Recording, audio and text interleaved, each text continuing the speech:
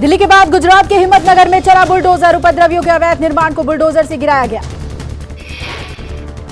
रामनवमी जुलूस के दौरान हिंसा और पथराव करने वाले लोगों के अवैध निर्माण तोड़ने पहुंची नगरपालिका। हिम्मतनगर में भारी पुलिस बल मौजूद। साबरकांठा में रामनवमी हिंसा के आरोपियों के घर पर चला बुलडोजर। हिंसा फैलाने वाले मामले में अब तक दोनों पक्षों के 50 से ज्यादा लोग गिरफ्तार। हनुमान चालीसा पर अमित मालवीय का ट्वीट। जब सड़क पर नमाज पढ़ सकते हैं तो सार्वजनिक स्थल पर हनुमान चालीसा क्यों नहीं पढ़ सकते। अमित मालवीय ने ट्वीट कर लिखा, इतने सालों में जब सड़कों पर नमाज पढ़ी जाती थी, किसी ने मुसलमानों को घर के अंदर नमाज पढ़ने के लिए नहीं कहा। अमित मालवीय बोले, अब हनुमान चालीसा के पाठ पर सब बोलने लगे। अल्पसंख्यकों को निरंतर रियायत भारत की राष्ट्रीयता के साथ हस्तक्षेप करता है। हनुमान चालीसा पर संजय राउत ने बीजेपी पर पलटवार किया। कहा, देवेंद्र फडणवीस लोगों को गुमराह कर रहे हैं। हनुमान चालीसा पर किसी को सजा नहीं होती। संजय राउत बोले, अगर कोई हनुमान चालीसा किसी के घर में घुसकर पढ़े और शांति भंग करे तो फिर केस किया जाएगा। मातोश्री में हनुमान चालीसा पढ़ने के विवाद पर राणा दंपति की जमानत याचिका पर सुनवाई टली। मुंबई सेशंस कोर्ट में अब 29 अप्रैल को होगी सुनवाई। मुंबई पुलिस ने सांसद नवनीत राणा को भाईखला और रवि राणा को तलोजा जेल में रखा गया है। दोनों को 2 दिन पहले मुंबई पुलिस ने गिरफ्तार किया था। कल बॉम्बे हाईकोर्ट ने राणा दंपति की एफआईआर रद्द करने की याचिका खारिज कर दी थी। फटकार लगाते हुए कहा था, आपके पास पावर है तो जिम्मेदारी भी बड़ी है। लाउडस्पीकर विवाद पर एक्शन में महाराष्ट्र सरकार। राज ठाकरे की रैली से पहले औरंगाबाद में धारा 144 लगाई गई। 9 मई तक औरंगाबाद में धारा 144 लगाई गई। 3 मई तक राज ठाकरे ने मस्जिदों से लाउडस्पीकर हटाने का अल्टीमेटम दिया। 1 मई को राज ठाकरे की रैली है। मनसे ने टीजर लॉन्च किया। धारा 144 लगने की रैली पर संशय बढ़ा। देश भर में रामनवमी और हनुमान जयंती की शोभा यात्राओं में हिंसा पर दाखिल याचिका खारिज। सुप्रीम कोर्ट ने शोभा यात्राओं में हमलों की जांच वाली याचिका को खारिज किया। याचिकाकर्ता ने सुप्रीम कोर्ट में रिटायर्ड जज की अध्यक्षता में जांच की मांग की थी। याचिका में बुलडोजर एक्शन पर सवाल उठाते हुए जांच के लिए न्यायिक आयोग के गठन की मांग की गई थी। जहांगीरपुरी के बाद दिल्ली के अलग अलग हिस्सों में चलेगा अवैध घरों पर मंदिरों पर बुलडोजर। श्रीनिवासपुरी के हनुमान मंदिर को भी दिया गया एमसीडी का नोटिस। हनुमान मंदिर का नोटिस मिलने के बाद स्थानीय लोगों ने दिखाई नाराजगी। कहा, मंदिर की जगह अवैध शराबों के ठेके बंद करवाएं। 30-35 साल से लगातार आ रहे हैं और यहाँ रह रहे हैं, और ये मंदिर मस्जिद तोड़ने का तो गलत चीज़ है ना भाई। ये तो भगवान की आस्था है, नहीं तोड़ना चाहिए। और तोड़ना चाहिए तो अवैध जो जहाँ है, झुग्गी या जो भी है, जैसी गलत जगह वहाँ तोड़ना चाहिए। उसे तोड़ने से फायदा होगा। ये मंदिर जब तोड़ देंगे, भगवान ही जब चले जाएंगे तो बचेगा क्या दुनिया में। आज होगा आशीष मिश्रा की किस्मत का फैसला। लखीमपुर मामले में आरोप तय करने को लेकर कोर्ट में सुनवाई। सुप्रीम कोर्ट से जमानत अर्जी खारिज होने के बाद आशीष मिश्रा ने मजिस्ट्रेट के सामने सरेंडर कर दिया था। आशीष पर किसानों की हत्या का आरोप है। महंगाई बेरोजगारी को लेकर राहुल गांधी ने सरकार को फिर निशाने पर लिया। ट्वीट करके कहा, न्यू इंडिया का न्यू नारा, घर घर बेरोजगारी, घर घर बेरोजगारी। राहुल गांधी ने ट्वीट पर लिखा, मोदी सरकार में लोगों के रोजी रोटी ही नहीं छीने, करोड़ों उम्मीदों को भी दम तोड़ने पर मजबूर किया। पीएम मोदी ने शिवगिरी तीर्थ यात्रा की 90वीं वर्षगांठ और ब्रह्म विद्यालय के स्वर्ण जयंती समारोह में लिया हिस्सा। स्वर्ण जयंती कार्यक्रम साल भर चलेगा। साल भर चलने वाले संयुक्त समारोह का लोगो भी पीएम मोदी ने लॉन्च कर दिया है। और शिवगिरी तीर्थ यात्रा हर साल 3 दिनों के लिए तिरुवनंतपुरम के शिवगिरी में आयोजित की जाती है। थोड़ी देर में अरविंद केजरीवाल और Punjab CM joint press conference करेंगे। स्कूलों और मोहल्ला क्लिनिक को लेकर दिल्ली पंजाब में समझौता। कल भगवंत मान ने दिल्ली के सरकारी स्कूलों का दौरा किया था। दिल्ली के शिक्षा मॉडल को समझने की कोशिश की थी। दिल्ली के मॉडल को पंजाब में लागू करेंगे मान। आज दिल्ली के अस्पतालों का दौरा कर उनकी कार्य प्रणाली समझने की कोशिश करेंगे। सुनील जाखड़ के खिलाफ एक्शन ले सकती है कांग्रेस। कांग्रेस की अनुशासन समिति ने बुलाई बड़ी बैठक। जाखड़ के अलावा केवी थॉमस पर कार्रवाई कर सकती है अनुशासन समिति। थॉमस और जाखड़ को कांग्रेस ने कारण बताओ नोटिस जारी किया था। सुनील जाखड़ पर आरोप है, उन्होंने विधानसभा चुनाव से पहले बयान दिया था कि हिंदू होने के चलते उन्हें पंजाब का सीएम नहीं बनने दिया गया। यूपी के नवनिर्वाचित एमएलसी आज शपथ लेंगे। शाम 4 बजे तिलक हॉल में शपथ ग्रहण समारोह। शपथ ग्रहण समारोह में विधानसभा अध्यक्ष सतीश महाना समेत यूपी सरकार के मंत्री भी मौजूद रहेंगे। 27 सीटों के लिए हुए चुनाव में बीजेपी ने 24 पर जीत हासिल की है। भारत दौरे पर पहुंचे पुर्तगाल के विदेश मंत्री, विदेश मंत्रालय ने कहा संबंधों का विस्तार करने का एक नया अवसर है। लग्जमबर्ग के विदेश मंत्री का भारत दौरा, भारत में विदेश मंत्री का गर्मजोशी के साथ किया गया स्वागत।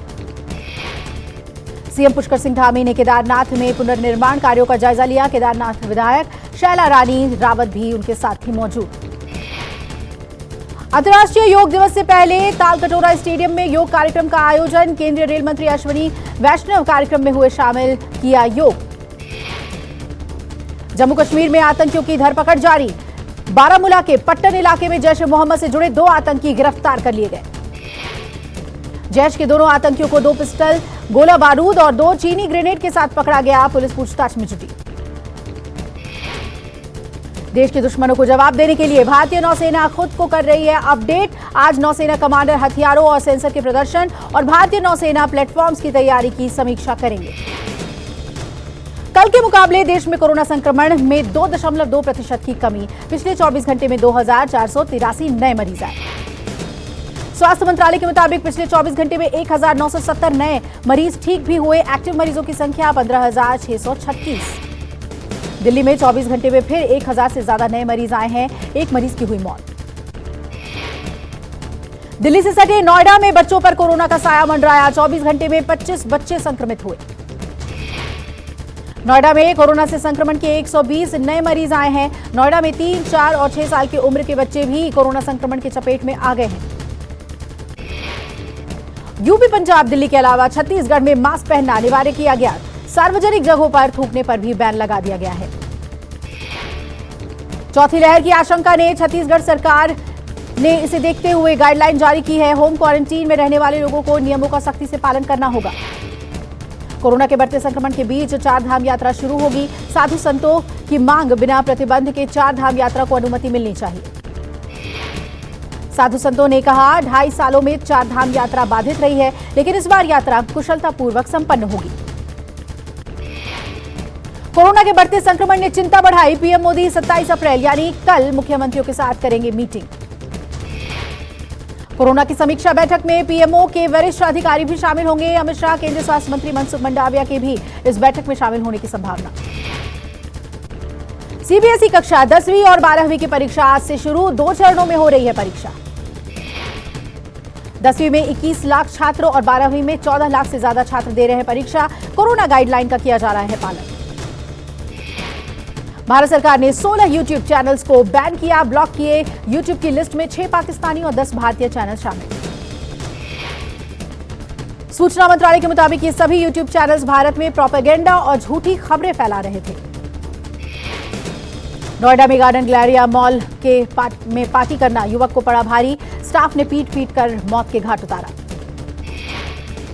पैसे की लेन देन को लेकर हुआ था विवाद, मारपीट तक पहुंचा। युवक गंभीर रूप से हुआ घायल, इलाज के दौरान हुई मौत।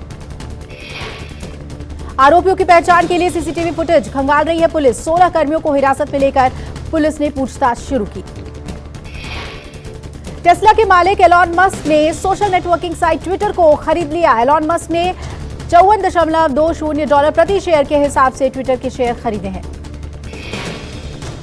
ट्विटर और मस्क के बीच सौदा $44 बिलियन में तय हुआ। ट्विटर के बोर्ड मेंबर्स ने घोषणा की है। बोर्ड ऑफ डायरेक्टर्स ने एलन मस्क को ट्विटर खरीदने की पेशकश की थी।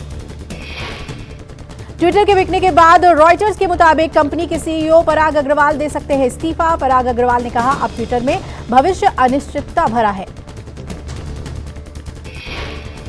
रॉयटर का दावा, पराग अग्रवाल ने कर्मचारियों से कहा एलॉन मस्क के नेतृत्व में ट्विटर का भविष्य अंधकार में है। ट्विटर डील के बाद भी ट्विटर पर वापसी नहीं करेंगे डोनाल्ड ट्रंप। कहा अब मैं ट्रुथ सोशल पर ही रहूंगा। पिछले साल ट्विटर ने ट्रंप को बैन कर दिया था। नवी मुंबई में बड़ी संख्या में दिखे फ्लेमिंगो पक्षियों का वीडियो आया सामने। सैंड आर्टिस्ट सुदर्शन पटनायक ने राष्ट्रपति चुनाव जीतने पर इमैनुअल मैक्रों को दी बधाई। पुरी के तट पर मैक्रों की रेत पर प्रतिमा बनाकर दी बधाई। असम में ड्रग्स के खिलाफ पुलिस का अभियान जारी। पुलिस ने नगांव में ट्रेन से 1 करोड़ 70 लाख रुपए की कीमत का गांजा जब्त किया। ट्रेन के वाटर टैंक से बरामद हुआ 112 किलो गांजा। 4 तस्करों को पुलिस ने गिरफ्तार कर लिया है। बिहार में बीजेपी के पूर्व एमएलए के चाचा और भाई की गोली मारकर हत्या। घटना को अंजाम देकर बदमाश मौके से फरार हुए। शादी का कार्ड देने के बहाने आए बदमाशों ने घटना को दिया अंजाम। पूरी घटना सीसीटीवी में हुई कैद। मामला दर्ज कर आगे की कार्रवाई में जुटी पुलिस। गोरखपुर में एक तरफा प्यार में ट्रिपल मर्डर। सिर फिरे प्रेमी ने युवती और उसके मां बाप को मौत के घाट उतारा। पुलिस ने आरोपी को किया गिरफ्तार। पूछताछ के दौरान आरोपी ने अपना जुर्म किया कबूल। गुरुग्राम के मानेसर में कूड़े के ढेर में लगी भीषण आग। दमकल की 35 गाड़ियां मौके पर पहुंची। झुग्गी झोपड़ियां समेत कई वाहन जलकर हुए खाक। दमकल कर्मियों ने संभाला मोर्चा। टिहरी गढ़वाल के कीर्तिनगर क्षेत्र के जंगल में आग का कहर। पिछले 3 से 4 दिनों में जंगल में आग लगी। अभी तक आग पर काबू नहीं पाया जा सका। उधमपुर के गंगारा हिल्स जंगल में लगी भीषण आग बुझाने का प्रयास जारी। नोएडा के कार के बोनेट और छत पर बैठकर स्टंट करने का वीडियो वायरल हुआ। पुलिस ने जब्त की कार। युवकों की तलाश जारी।